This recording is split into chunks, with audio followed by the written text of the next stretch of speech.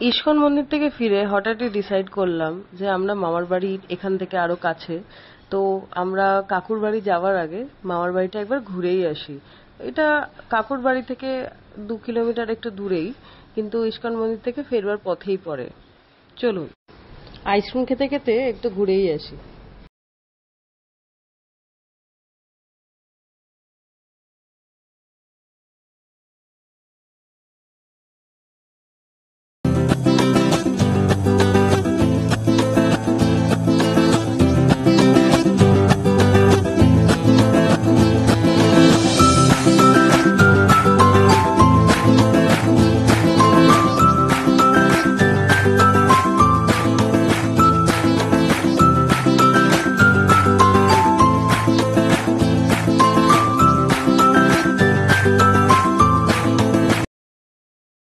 আমরা এসে গেছি মামার বাড়িতে।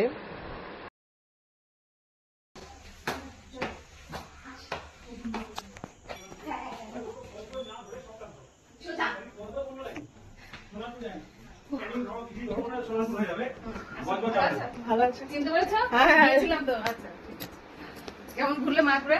খুব ভালো, তো আমার প্রথম ঘোরা। অল্প সময়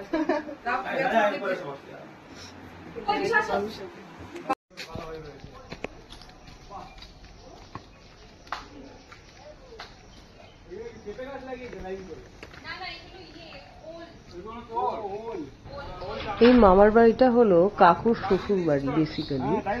ও ওইখানকার সব থেকে অ্যাট্রাকশন পয়েন্ট ছিল, মানে আমাদের ওখানে গিয়ে 4 মামার সাথে আলাপ হলো। ওরা নাকি মানে 4 বোন 4 ভাই, মানে কাকিমাদের বাপের বাড়ি এটা। ওদের প্রচুর বাগানের জায়গা, মানে 4 মামাদের 4টে বাগানের মতো জায়গা। আমরা রাত্রিবেলাটা দেখতে পাইনি, আমরা আবার পরের দিন সকালবেলা এসেছিলাম দেখতে। দেখতেই পাচ্ছেন বিশাল বড় জায়গা, খুব সুন্দর।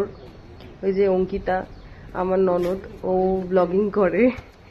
খুব সুন্দর জায়গাটা। আম, তারপর কাঁঠাল, জাম, নানান রকম গাছে ভরা ছিল। আমরা মজা করে ওকে বলছিলাম যে তুই এবার হর্টিকালচারিস্ট হয়ে যা, আর সেটাকে আবার স্পেশালি মানে উচ্চারণ করে বলা হচ্ছিল হর্টিকালচারিস্ট অঙ্কিতা। সে আমরা অনেক মজা করেছিলাম, অনেক গল্প করেছিলাম। এই যে আমাদের হর্টিকালচারিস্ট অঙ্কিতা, তার হর্টিকালচারিস্ট জায়গায়। এটা হচ্ছে ওদের দিকটা, ভীষণ সুন্দর। এখানে পুরো ভেজিটেশন প্লান্টেশন করা হয়েছে। এই যে এখানটাতে আবার ড্রাগন ফ্রুটও করা আছে।